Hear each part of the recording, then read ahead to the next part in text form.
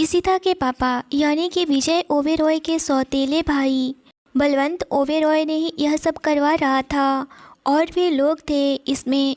वह सारी बातें अब हर्ष को बहुत अच्छे से पता चल चुका था और वह सिर्फ अपने अच्छे वक्त का वेट कर रहा था और वह सिर्फ और सिर्फ शादी के दिन का वेट कर रहा था। तभी उसका फ़ोन बज उठा। जब उसने फ़ोन की ओर देखा तो उस पर फ्लैश हो रहे नंबर को देखकर वह बहुत ज़्यादा खुश हो गया। वह फटाफट से फ़ोन रिसीव करता है और बोला, हेलो मिस्टर, तुम तो भूल ही गए थे। याद भी है हम या फिर नहीं? मैं कल से कितनी बार तुम्हें फ़ोन किया लेकिन तुम्हारा तो कोई पता ही नहीं है कि कहाँ हो, इस दुनिया में हो भी या नहीं। तभी उधर से बहुत तेज़ हंसी की आवाज़ आती है। वह इंसान कोई और नहीं बल्कि सौरभ ओबेरॉय था। वह बोला, ओहो, तो तुम मिस्टर कपूर आज मुझे याद किए, ज़रूर कुछ ख़ास बात है। हर्ष बोला, हाँ ख़ास बात तो है, लेकिन उसमें देखा जाए तो तुम्हारा बहुत ज़्यादा ही ख़ास तुमसे मिलने वाला है। सौरभ बोला, मतलब? मैं कुछ समझा नहीं। मतलब कुछ नहीं, बस चुपचाप से आज की आज फ़्लाइट पकड़ो और सीधे इंडिया आ जाओ, तुम्हें बहुत कुछ बताना है। सौरभ बोला, अरे यार, मैं इधर 2 दिन तक तो हिल भी नहीं सकता यहाँ से। बहुत बड़ा प्रोजेक्ट हाथ लगने वाला है और इस तरह से छोड़कर आना मतलब। अभी वह पूरा बात कंप्लीट करता कि तभी हर्ष उसके बातों को काटते हुए बोला, 1-2 प्रोजेक्ट हाथ नहीं लगेगा तो भी तुम्हारा कुछ बिगड़ने वाला नहीं है, लेकिन अगर तुम्हारे लाइफ की एक इम्पॉर्टेंट अपना तुमसे मिलकर और अलग हो जाए तो तुमको अच्छा लगेगा क्या? यह सुनकर सौरभ अभी भी हैरान था। वह बोला, हर्ष, तुम साफ साफ बताओगे कि कहना क्या चाहते हो? हर्ष बोला, मैं बताऊंगा इस शर्त पर कि जब तुम इंडिया आ जाओगे तब, क्योंकि यह बात जानोगे तो इंडिया आते आते बहुत लेट हो जाएगी और मैं नहीं चाहता कि तुम लेट हो। मैं यह चाहता हूँ कि यह बात तुम इंडिया में ही रहकर सुनो तो तुम्हें ज़्यादा ही खुशी मिलेगी, और यह भी मेरे सामने ही, और वह भी मेरे सामने। मैं देखना चाहता हूँ। सौरभ बोला, इतना फोर्स कर रहे हो, मतलब कि कुछ खास नहीं, बहुत ज़्यादा ही खास बात है। तो ठीक है, मत बताओ, मैं इंडिया आज के आज ही आ रहा हूँ। तो क्या तुम शाम को मुझे लेने आ रहे हो? सौरभ की बातों को सुनकर के हर्ष बोला, या ऑफ कोर्स, क्यों नहीं, मैं आऊँगा मैं रिसीव करने। सौरभ बोला, तो ठीक है, मैंने बोल दिया अपना प्राइवेट जेट रेडी करने को। बस 2 घंटे में मैं इंडिया में रहूँगा। उसके बाद जहाँ तुमने बहानेबाजी की ना, तो तुम सोच लेना। हर्ष हंसते हुए बोला, ऐसे बहाने नहीं करते हैं। मैं बहाना करके इंडिया नहीं तुमको बुलाता, मैं खुद वहाँ आता, क्योंकि तुम्हें यह बात जाननी बहुत ज़रूरी है। और इतना कहकर वह रुक गया। सौरभ बोला, और क्या आगे भी कुछ बोलोगे? हर्ष बोला, अब तुम्हें इंडिया आकर ही पता चलेगा। अब फटाफट से फ़ोन रखता हूँ और फटाफट से तुम इंडिया वापस आओ। सौरभ बोला, जैसा हुक्म मेरे आका। और इतना कहकर वह फ़ोन कट कर देता है।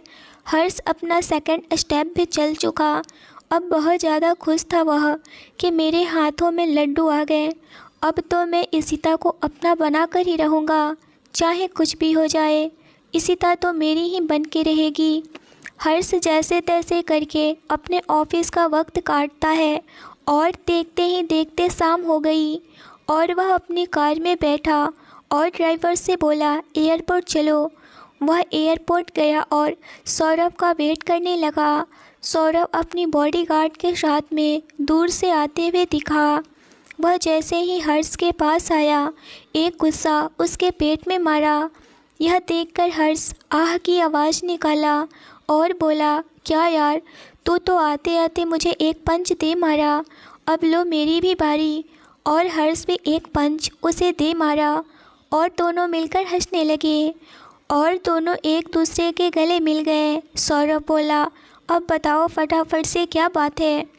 तुमने इतनी इमरजेंसी में मुझे बुलाया, अगर तूने बकवास की बातें की ना तो मैं तुझे छोड़ूंगा नहीं।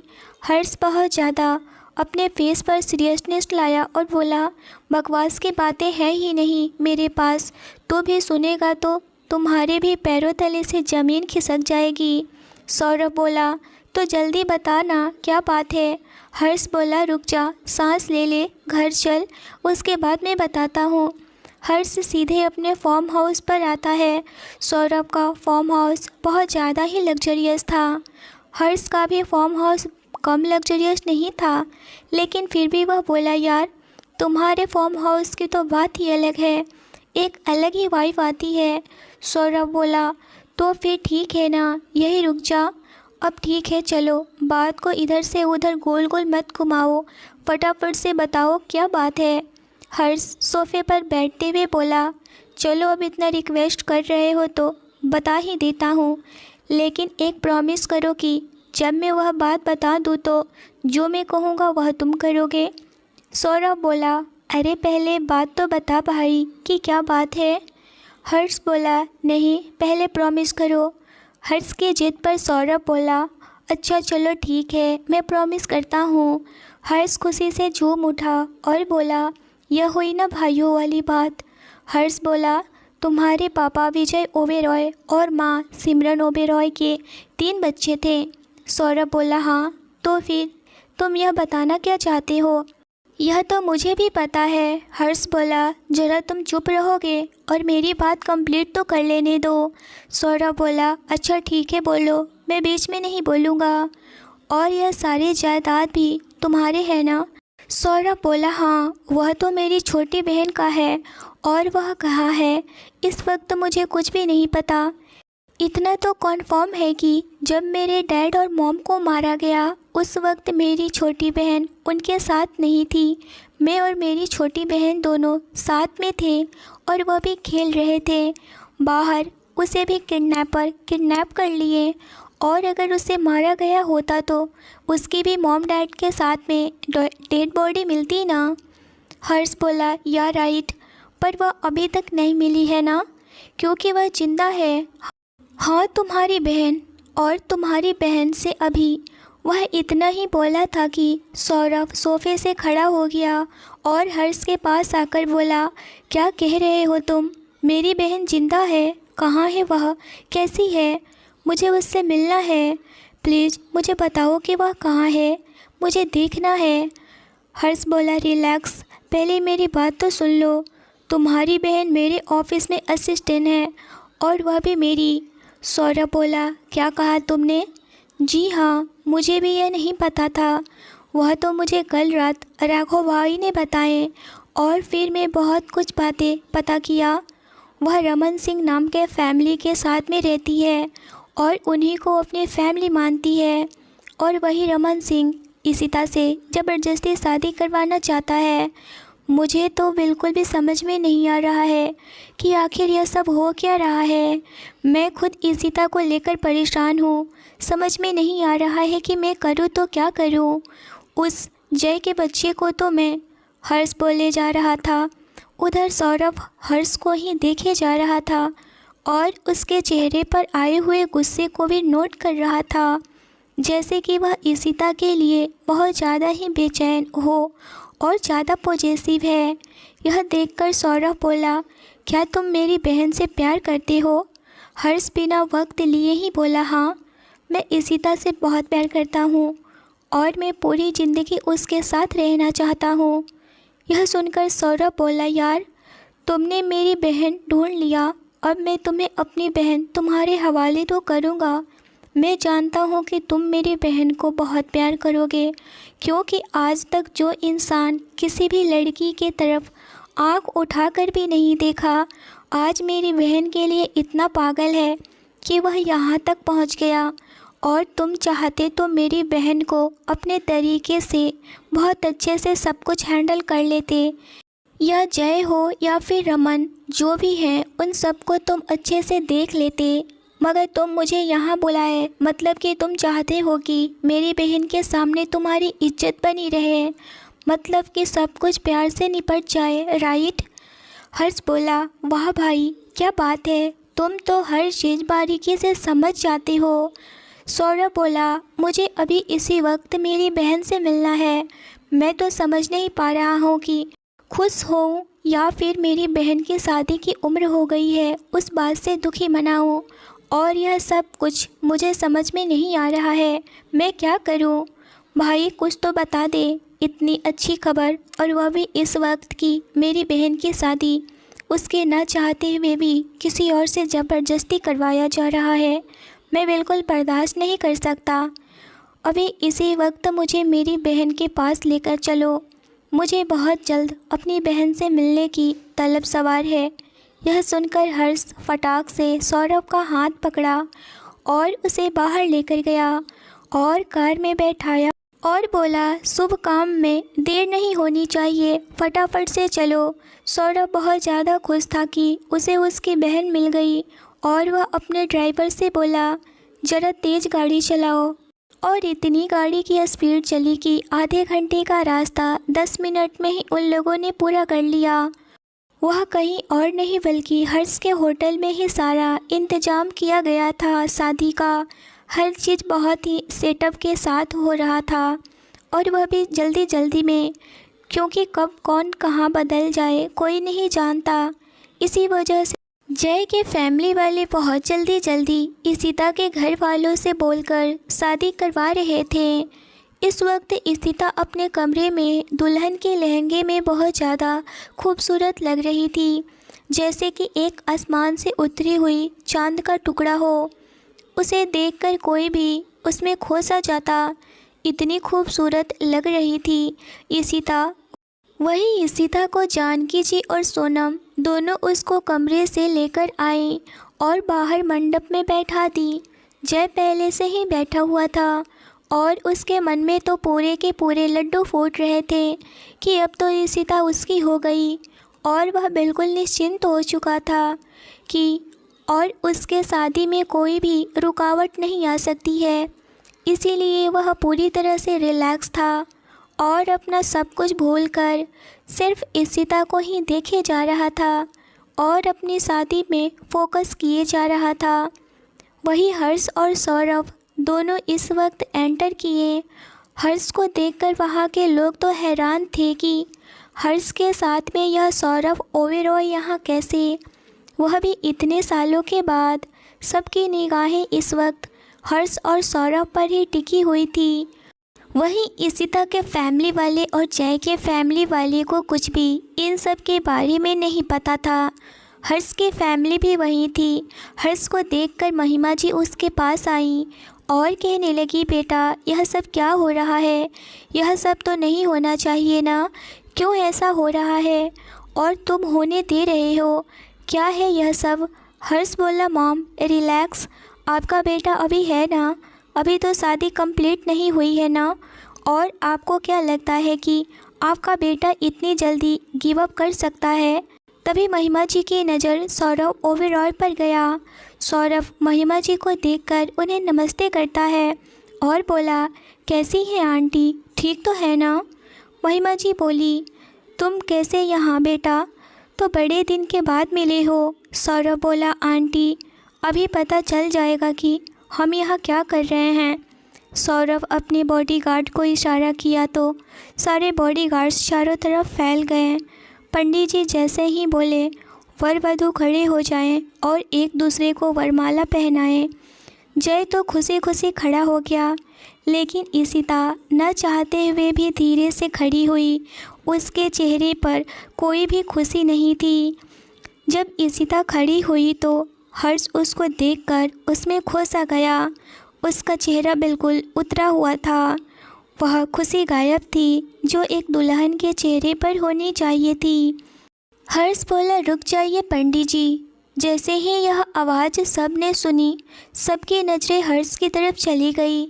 हर्ष इस वक्त बिल्कुल एटीट्यूड और एग्रेसिव मूड में खड़ा था और वह सिर्फ इस वक्त इशिता को ही देख रहा था। इशिता भी अपनी नज़रें उठाकर हर्ष की तरफ देखी। वह पहले से समझ चुकी थी आवाज़ से ही कि यह कोई और नहीं बल्कि हर्ष ही है, क्योंकि उसे भी रियलाइज़ हो चुका था कि वह कहीं ना कहीं हर्ष से प्यार करने लगी है और हर्ष भी उसे बहुत ज़्यादा साइन दे चुका था कि वह भी उसे चाहता है। फिर भी ईशिता कुछ नहीं बोली और वह सिर्फ हर्ष को ही देख रही थी। हर्ष बोला, यह शादी बिल्कुल नहीं हो सकती। जी हाँ, आप लोगों ने सही सुना। वहीं रमन जी आकर कहने लगे, यह क्या कह रहे हो हर्ष बेटा, ऐसे कैसे हो सकता है। हर्ष की बातों को सुनकर के गौरव जी भी उसके पास आए और कहने लगे, हर्ष यह क्या तमाशा है, ऐसे बीच में नहीं बोलना चाहिए। इस तरह शादी रोकने का क्या मतलब बनता है। हर्ष बोला, रिलैक्स डैड, आपको अभी पता चल जाएगा कि क्या बात है। वही मिस्टर शर्मा को कुछ बॉडीगार्ड्स पकड़ कर के लाए और बोले, यह लीजिए सर, यह रहा आपका मुजरिम। हर्ष बोला, यह मेरा मुजरिम नहीं है, मेरा मुजरिम तो वहाँ है जो इस वक्त हाथों में वरमाला लिए हुए है। यह देख कर के सब लोग हैरान थे, यानी कि जय के पापा यह सुनते ही हर्ष के पास आए और कहने लगे, यह तुम क्या बकवास कर रहे हो। जय मेरा बेटा है और वह कौन सा गलत काम किया है कि वह मुजरिम है। हर्ष बोला, एक बात बता दूँ कि अगर आपको याद नहीं है तो जय आपका बेटा नहीं है। सभी बहुत हैरान थे। हर्ष बोला, अभी आप सबको पता चल जाएगा। तभी वह अपने बॉडीगार्ड को इशारा करता है तो वह प्रोजेक्टर ऑन करता है। उसमें मिस्टर शर्मा और जय की करतूत सामने दिखाई दे रही थी। जय और मिस्टर शर्मा एक दूसरे से बातें कर रहे थे कि उस ईशिता को तो सबक सिखाना ही होगा, क्योंकि उसने भरी कंपनी में मेरी इंसल्ट की, मुझे थप्पड़ मारी। इसका तो मैं बदला तो लेकर ही रहूँगा। वही दूसरी तरफ जय बहुत ही घटिया तरीके से बोला, उसकी तो मैं औकात दिखाऊंगा। उसने मुझसे शादी के लिए मना किया, मैं उसे छोड़ूंगा नहीं। मेरे डैड का तो यही सपना है कि मैं उस लड़की से शादी करूं और उसकी सारी जायदाद अपने नाम करवा लूं। उसके बाद तो मेरे ऐसे ही ऐसे होंगे। सुना है कि उसका भाई लंदन में रहता है और वह बहुत ही अमीर है। मेरे डैड का भी सारा हक मार लिया है उसके बाप ने। उसका बाप पहले से ही मेरे डैड को अलग रखा था और अब यह सौरभ का बच्चा भी मेरे डैड का और मेरा हक मार रहा है। मैं ऐसे उन सबको ऐश करने नहीं दूंगा अकेले। मैं उसकी बहन के साथ ऐसी हालत करूंगा कि वह भी क्या याद रखेगा कैसे मेरे डैड ने उसके माँ बाप और एक बहन को जिंदा जला डाला था। फिर भी यह दोनों पता नहीं कैसे बच गए। मेरी तो ईशिता पर बहुत पहले से नज़र थी। तभी मिस्टर शर्मा बोला, तो फिर कैलाश और रमा जी तुम्हारे मम्मी पापा नहीं हैं। यह सुनकर जय राक्षस की तरह ठहाके लगाकर हंसते हुए बोला, हाँ, यह लोग भाड़े के टट्टू हैं। यह लोग मेरे डैड के बात ही नहीं मान रहे थे तो मैं इसके लड़के को किडनैप कर लिया। उसके बाद तो मैंने जो कहा इन लोगों ने वैसा ही किया। तभी मिस्टर शर्मा फिर से बोला, तो क्या रमन सिंह की बेटी नहीं है ईशिता? जय बोला, नहीं, यह तो मेरे डैड की सौतेली भाई की बेटी है और उसका भाई सौरभ है। वह इतने बड़े ख़ानदान की लड़की, उसे भी नहीं पता है कि वह ओबेरॉय ग्रुप ऑफ इंडस्ट्री की इकलौती वारिस है। उसके डैड मरते हुए सारी जायदाद उसी के नाम कर गए, क्योंकि वह जानते थे कि उनकी यह छोटी लाडली बेटी जिंदा रह पाएगी। और सच में वह अभी तक जिंदा है। मरने के डर से उसका भाई सौरभ भी यहाँ से लंदन शिफ्ट हो गया और यहाँ का बिजनेस वहीं से हैंडल करता है। और वही हर्ष कपूर सारा उसका बिजनेस यहाँ का संभालता है अपने ऑफिस की तरह। लेकिन आज तक किसी को भी नहीं पता है इस बारे में। वह दोनों पक्के दोस्त हैं। वही मिस्टर शर्मा डेविल हंसी हंसते हुए बोला, क्या खेल खेला है तुमने जय? उस हर्ष के मुंह पर तो कालिक पुत गई होगी। चला था उस ईशिता को अपनी बनाने और आज देखो वह सब कुछ ख़त्म हो गया ना। वह ईशिता के लायक बचा ही नहीं और ना ही अपने दोस्त की बहन को बचा पाया। दोनों तरफ से वह गया बेचारा। जय भी हंसते हुए बोला, यह मेरे डैड का खेल है, तुम क्या समझोगे। मेरे डैड बहुत पक्के वाले खिलाड़ी हैं। उन्होंने अपने सौतेले भाई की पूरी फैमिली बर्बाद करके रख दी है, और अब देखो इशिता जैसी लड़की मेरी गुलाम बनकर रहेगी। वह सच कह रही थी कि वह शादी नहीं करेगी मुझसे। वह अच्छे से जानती है मुझे, लेकिन उसके बेवकूफ़ माँ बाप का पता नहीं कौन से माँ बाप हैं जो अपने ही सो कॉल्ड बेटी पर विश्वास नहीं कर रहे हैं। इतना कह कर के जय भी ड्रिंक का सिप लेते हुए खतरनाक हंसते जा रहा था। यह सब कुछ सबके सामने आने के बाद सब एक दूसरे के चेहरे देखने लगे कि यह सब क्या हो गया। जय की तो पूरी की पूरी पोल ही खुल गई। उसे तो पता ही नहीं था कि अभी शादी हुई ही नहीं, और तब तक इतना सब कुछ हो गया। उधर हर्ष धीरे धीरे चलते हुए इशिता के पास चला गया था, और वह इशिता का हाथ पकड़ के अपने करीब कर चुका था।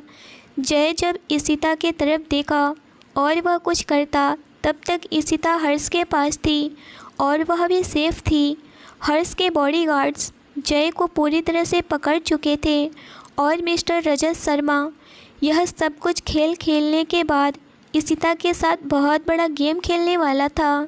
इशिता को ऐसे करने वाला था सब मिलकर कि इशिता कहीं मुँह दिखाने के लायक भी नहीं बचती।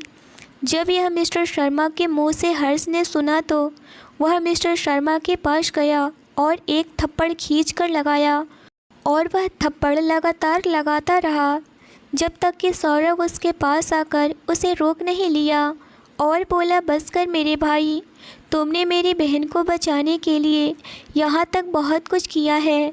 तुम चाहते तो बहुत पहले ही इन सब का पर्दा फाश कर देते और ऐसा हाल करते कि यहाँ तक पहुँच ही नहीं पाते। इनका एक टुकड़ा भी पता नहीं चलता किसी को, लेकिन तुमने सबके आँखों की पट्टी उतारना जो चाहते थे। इशिता यह सुनकर हर्ष के पास आई और उसके सीने से लग गई। हर्ष हैरान था। वह कहने लगा, इशिता क्या हुआ? सब ठीक है, डरने की कोई बात नहीं है, मैं हूँ ना। वही सौरभ बोला, मैं भी खड़ा हूँ, मुझे भी कोई देख ले। इशिता हर्ष से दूर हुई और पीछे मुड़कर देखी। वह समझ नहीं पा रही थी कि आखिर यह इंसान है कौन। इशिता फिर से हर्ष को देखी। हर्ष बोला, इशिता, सौरभ ओबेरॉय तुम्हारा भाई। इशिता का यह सुनना था कि उसके आंखों से आंसू निकलने लगे, और वह हैरान भी थी और खुश भी थी। वह क्या थी उसे भी कुछ नहीं समझ में आ रहा था। वह दौड़ करके सौरभ के गले लग गई और बोली, भाई आप कहाँ थे इतने सालों से? आपने मुझे ढूंढा क्यों नहीं? आप अच्छे तो हैं ना? सौरभ भी इशिता से मिलकर खुशी के आंसू उसके भी निकल गए थे। यह देखकर वहाँ जितने भी लोग थे उनके भी आंखें नम हो गई थी। कुछ देर बाद दोनों अलग हुए और सौरभ इशिता के फेस को अपने दोनों हाथों में लेकर बोला, सच में मैं अपनी बहन से आज पहली बार देख रहा हूँ, और यह इतनी खूबसूरत है, मुझे तो पता ही नहीं था, और मैं सोचा भी नहीं था कि मेरी बहन मुझे मिल जाएगी। वही रमन जी यह देख कर के आए कि इशिता का भाई सौरभ ओबेरॉय है, तो वह भी उनके पास आए और कहने लगे, मुझे माफ़ कर दो बेटा, मैं तो बस इस बच्ची को यानी इशिता को सड़क पर भागते हुए पाया तो मैं उसे उठा लिया। अगर नहीं उठाता तो एक्सीडेंट हो जाता, और मैं बहुत कोशिश किया कि इस बच्ची के माँ बाप को ढूंढकर इस बच्ची को उनको सौंप दूँ, लेकिन कुछ भी पता नहीं चला कि यह बच्ची है किसकी। फिर मैंने अपना मन बदल लिया कि मेरा भी कोई औलाद नहीं है, तो मैं इस बच्ची को ही क्यों न रख लूँ और देखभाल करूँ। और आज वही हुआ। इशिता जब मेरे घर में रहने लगी तो मैं बहुत ज़्यादा ही अच्छे से रहने लगा। मेरा घर बहुत ज़्यादा खुशहाल हो गया, और फिर मेरी दूसरी बेटी भी आ गई। इशिता सच में मेरे लिए बहुत ही लकी साबित हुई। सौरभ रमन जी के सामने हाथ जोड़ कर के बोला, आपने वह किया है मेरे लिए जो कि एक बाप भी अपनी बेटी के लिए कर सकता है, और ईशिता के लिए आप कल जो थे आज भी वही हैं। ईशिता के पापा आप आज भी हैं और अब से आपका एक बेटा भी है। इतना सुनकर रमन जी के आंखों से आंसू निकल आए। ईशिता रमन जी को गले लगी और बोली, पापा आप प्लीज़ परेशान न होइए, अब तो सब कुछ ठीक हो गया ना। रमन जी ईशिता के सामने हाथ जोड़कर कहने लगे, बेटा मुझे माफ़ कर दो, मैं तुम्हें ज़बरदस्ती शादी करने के लिए फ़ोर्स किया, लेकिन मैं भी मजबूर था क्योंकि कैलाश जी और रमा जी दोनों ने मुझे सब कुछ बता दिया था। मैं मजबूर था, अगर ऐसा नहीं करता तो वह लोग परी को भी नुकसान पहुंचा देते। ईशिता बोली, पापा अब सब ठीक हो गया है, किसी को कोई ज़बरदस्ती करने की ज़रूरत नहीं है, अब चलते हैं घर। यह सुनकर सौरभ बोला, नहीं ईशिता, अभी कोई कहीं नहीं जाएगा। जब दुल्हन रेडी है और दूल्हा भी रेडी है, मंडप भी रेडी है, सारे बाराती भी रेडी हैं, सब रेडी है तो फिर देर किस बात की। ईशिता हैरान थी। वह कहने लगी, पर भाई। सौरभ उसके पास आया और बोला, पर कुछ नहीं ईशिता, बस मैं कह दिया ना, अब शादी होगी तो होगी। वही हर्ष बोला, बस मैं 5 मिनट में आता हूँ भाई। और वह वहाँ से राघव के साथ में चला गया और वह तैयार होता है और शादी के मंडप में आकर बैठ जाता है। ईशिता यह देखकर हैरान हो गई कि यह क्या हो रहा है। वह एक तरफ हर्ष को देखी और बोली, यह क्या कर रहे हो सर आप। वही ईशिता को ऐसे बातें करते हुए सौरभ बोला, चलो ईशिता, तुम्हारी शादी अब इसी मंडप में होगी और वह भी मेरे दोस्त और तुम्हारे बॉस के साथ में। हर्ष बहुत अच्छा लड़का है, तुम कहीं भी ढूंढ लो, हर्ष के जैसे लड़का ढूंढ कर नहीं ला सकती हो। हर्ष को मैं बचपन से जानता हूँ। ईशिता भी सौरभ की बातों को मानकर सौरभ के साथ में जाकर मंडप में बैठ गई। ईशिता और हर्ष इतने खूबसूरत लग रहे थे कि सबकी नज़र उन पर ही थी। सब लोग उन दोनों को देखकर बहुत ही खुश हो रहे थे। तभी हर्ष ईशिता का हाथ पकड़ा और बोला, बीबी ज़रा मुस्कुरा दो, हमारी शादी हो रही है, वह भी तुम्हारी मर्ज़ी से। ईशिता हर्ष की बात सुनकर झूठी मुस्कान देती है और हर्ष को एक जोरदार चिकोटी काट लेती है और बोली, मुझसे दूर रहो, नहीं तो मैं आपको अच्छे से सबक सिखा दूंगी। तभी हर्ष ईशिता की कमर पर हाथ रख देता है और बोला, तुमसे तो कितने बदले लेने हैं मुझे, तो तुम आज रात देखना मैं क्या करता हूँ। वैसे भी आज रात तो हमारी सुहाग रात होगी ना। ईशिता हर्ष की बात सुनकर हर्ष को अपनी आंखें बड़ी बड़ी करके दिखाती है और कहती है, ठरकी कहीं के, जब देखो तब दिमाग में यही सब चलता रहता है। तभी पंडित जी ने मंत्र पढ़ना स्टार्ट किया। हर्ष बोला, हाँ बिल्कुल बीबी, अब तो पूरी तरह से मेरी बीबी हो चुकी हो। क्या तुम इस बात की चिंता कर रही हो कि तुम्हारी शादी मुझसे हुई। ईशिता गुस्सा होते हुए उसे देख रही थी। हर्ष और ईशिता दोनों बातें करने में बिजी थे और पंडित जी अपनी रस्म धीरे धीरे कंप्लीट करवा रहे थे। हर्ष और ईशिता को पता ही नहीं चला कि उनकी शादी कब हो चुकी। शादी के बाद घर के सब बड़े लोग हर्ष और ईशिता के पास आते हैं। इसके बीच में सारे मेहमान भी अपने अपने घर चले गए। अब सिर्फ ईशिता और हर्ष के घर वाले ही वहाँ पर रह गए थे। तभी ईशिता के पास उसके पापा आए और बोले, बेटा मुझे माफ़ कर देना, मैं गलत इंसान को तुम्हारे लिए चुना था, मैं खुद को कभी माफ़ नहीं कर पाता। ईशिता बोली, कोई बात नहीं है पापा, और ईशिता के आंखों में नमी तैर गई। तभी हर्ष के पापा कहने लगे, अब चुप यार, मेरी बेटी को कोई रुला नहीं सकता है। हर्ष तो भी ख्याल रखना इस बात का। और बेटा ईशिता, इसने तुम्हें ज़रा सा भी तंग किया तो मुझे बताना, मैं इसकी अच्छे से खबर लूँगा। ईशिता हर्ष के पापा की यह बात सुनी तो हंसने लगी। तभी ईशिता की माँ बोली, अब आप लोग बस भी करो, ईशिता और हर्ष अब थक गए होंगे तो उन्हें आराम करने के लिए जाने देना चाहिए। इशिता के माँ पापा कहते हैं, बेटा अब हम भी चलते हैं, आपको यह आपका नया घर मुबारक हो, और मैं जानता हूँ कि हर्ष के पापा तुम्हें मेरी कमी तो बिल्कुल भी नहीं होने देंगे। यह कहकर के सब लोग अपने अपने घर के लिए निकल गए। वही सौरभ बोला, ठीक है इशिता, मैं भी अब चलता हूँ।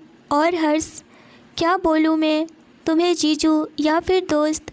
वहीं पीछे से राघव आया तो बोला, मिस्टर ओबेरॉय आप तो जीजू ही बोलो इसको। यह सुनकर के सौरभ स्माइल करने लगा और बोला, भाई ठीक है भाई, आप बिल्कुल सही कह रहे हो।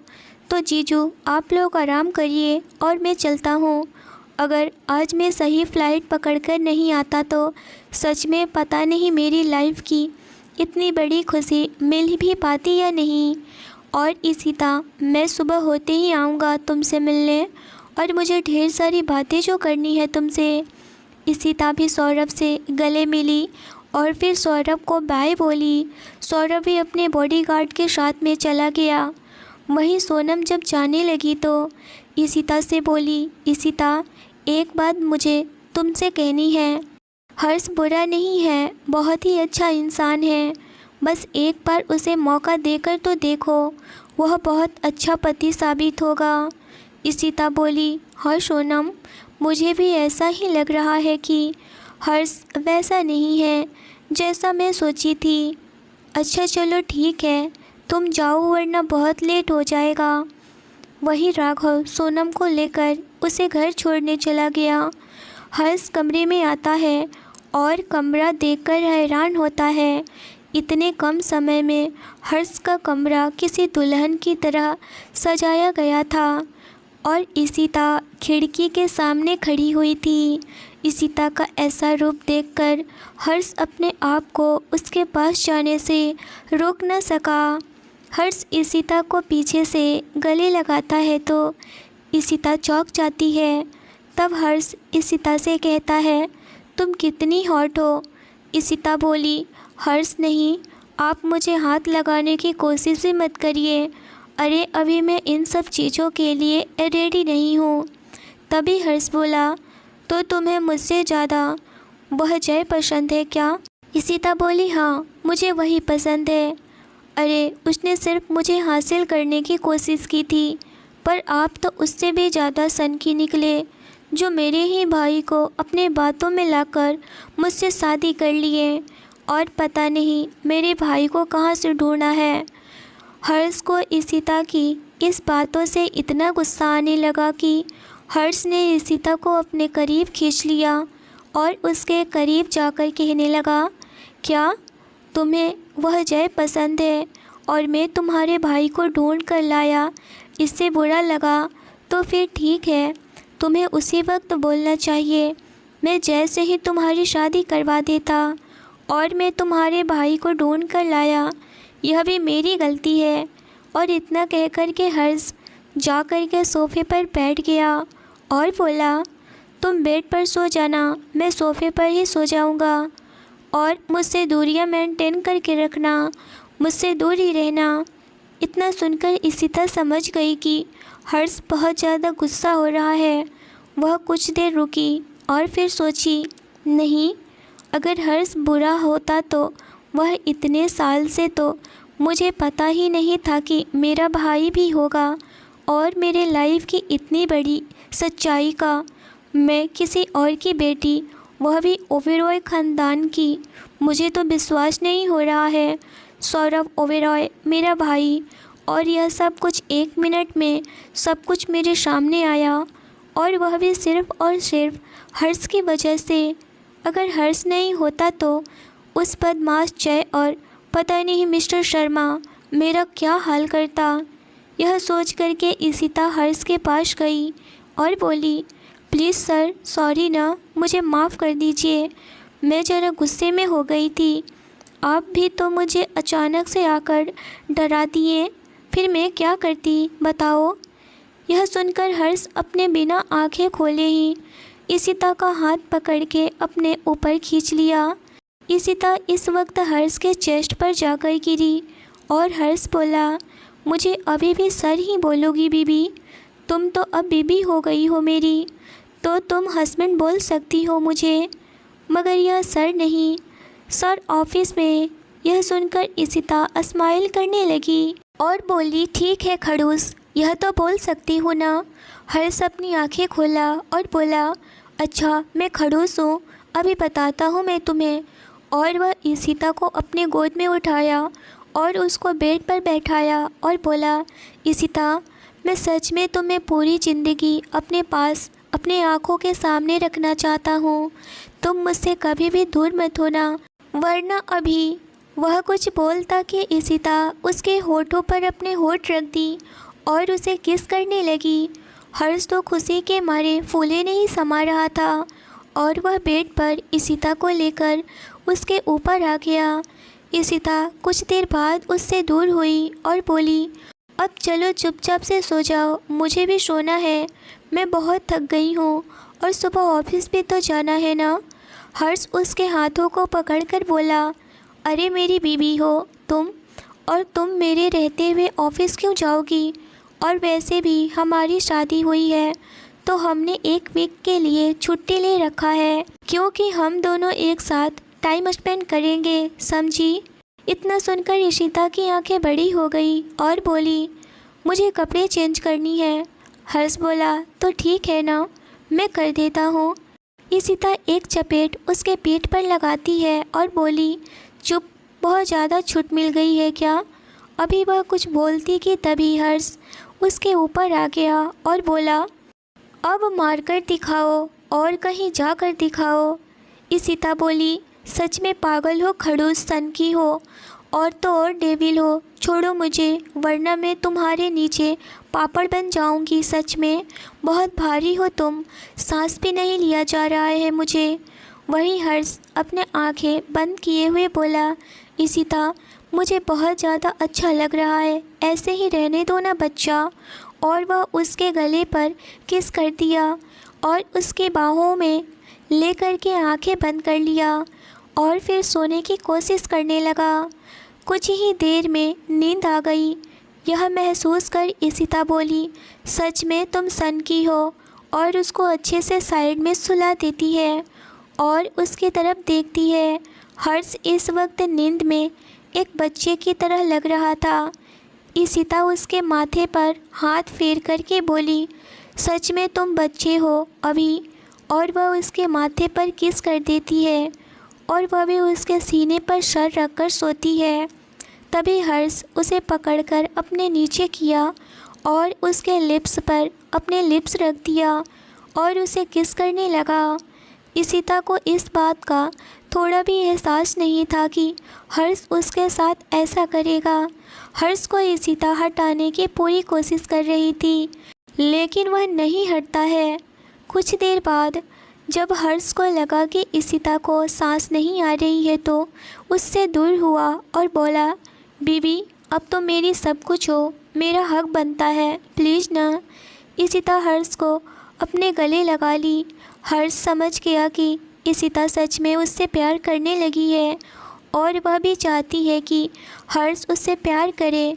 हर्ष उसे पूरी रात अपनी बाहों के आगोश में लिए हुए उसे प्यार करता रहा।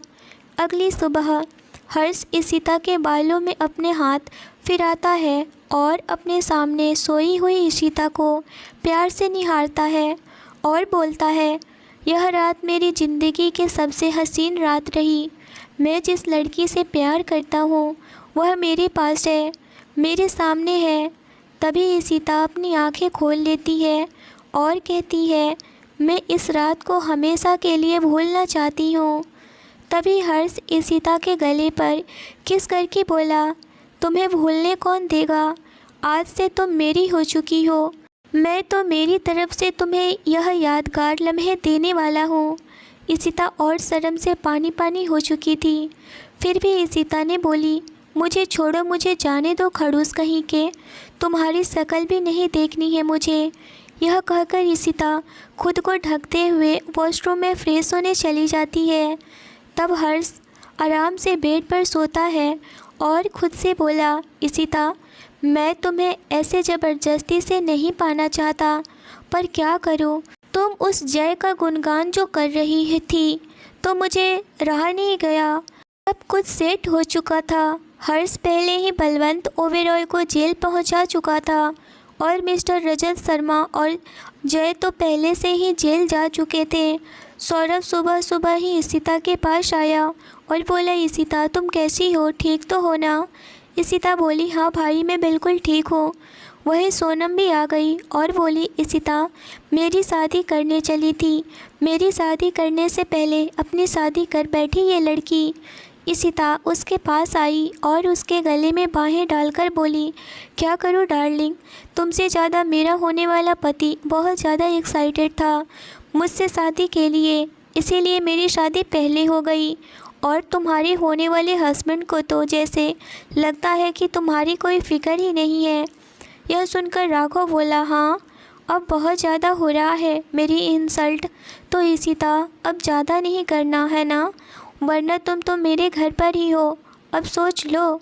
तभी हर्ष बोला, भाई यह मेरी बीवी है, अब कोई कुछ नहीं बोल सकता है इशिता को। यह देखकर सौरभ बहुत ज़्यादा खुश था कि सच में इशिता बहुत ही अच्छे घर और अच्छा पति मिला है इसको। हर्ष से बेहतर तो इंसान कोई हो ही नहीं सकता और वह थोड़ा इमोशनल हो गया। तभी हर्ष के दादाजी बोले, क्या हुआ सौरभ बेटा, इतने इमोशनल क्यों लग रहे हो? सौरभ बोला, कुछ नहीं दादाजी, बस मैं अपनी बहन इशिता को इतना खुश देख रहा हूँ कि मेरा दोस्त सच में मेरी बहन को इतना प्यार करता है कि उसका प्यार बाहर तक दिख रहा है और मैं यह देखकर बहुत ज़्यादा खुश हूँ। अब तो इशिता और हर्ष दोनों मिलकर मेरे कंपनी संभाल लेंगे, है ना? मैं तो बस यहाँ से लंदन जाना चाहता हूँ, 2 दिनों में ही मैं यहाँ से चला जाऊँगा। वहीं इशिता बोली, नहीं भाई आपको यहीं रहना है, अब से आप यहीं पर सेटल हो जाइए, मुझे कुछ नहीं सुनना है, आप लंदन नहीं जाएंगे। यह सुनकर सौरभ बोला, ओके मैं अब से यहीं रहूँगा, तुम जैसा कहो मैं वह करने के लिए रेडी हूँ। वही महिमा जी बोली, यह हुई ना बात, चलो अब इसी बात पर ब्रेकफास्ट करो और फ़ौरन से अपने अपने काम पर लग जाओ। हर्ष बोला, कैसा काम मॉम, मेरी और इशिता की शादी हो गई है, हम दोनों लीव ले चुके हैं ऑफिस से और कुछ दिन आराम करना चाहते हैं, घूमना चाहते हैं। इशिता बोली, घूमने बाद में, पहले ऑफिस ज़्यादा ज़रूरी है। मैं तो चली ऑफिस, आपको आना है तो आ सकते हैं, वरना मैं जा रही हूँ। और हाँ, जितना जल्दी हो सके राघव भाई और मेरी दोस्त सोनम की भी शादी होनी चाहिए, है ना राघव भाई? राघव शर्मा कर बोला, हाँ क्यों नहीं। सोनम भी शर्मा गई। हर्ष बोला, हाँ हाँ बस हम लोग घूम के आते हैं, उसके बाद आप दोनों की शादी हो जाएगी, इशिता को भी कंपनी मिल जाएगी अपनी दोस्त सोनम की। सौरभ बोला, अभी क्यों जाना, राघव भाई और सोनम की शादी हो जाने दो, फिर साथ में चले जाना सब लोग मिलकर। यह सुनकर के सब लोग स्माइल करने लगे और देखते ही देखते राघव और सोनम की भी शादी हो गई। अब सब लोग बहुत खुश थे, अपनी अपनी लाइफ में एंजॉय करने लगे। तो यह थी इशिता और हर्ष की प्यारी सी लव स्टोरी। आपको कैसे लगी मुझे कमेंट में ज़रूर बताइए। ऐसे ही प्यारी प्यारी स्टोरी सुनने के लिए मेरे चैनल को सब्सक्राइब ज़रूर करिए। स्टोरी अच्छी लगी हो तो लाइक करिए। ऐसे ही प्यार और सपोर्ट बनाए रखिए दोस्तों। आप लोगों के सपोर्ट के बिना तो कुछ भी नहीं हो सकता। आप लोग सपोर्ट करेंगे तभी तो हम मोटिवेट हो सकते हैं और आप लोगों के लिए अच्छी अच्छी कहानियाँ ला सकते हैं। इतना प्यार और सपोर्ट देने के लिए थैंक यू सो मच दोस्तों।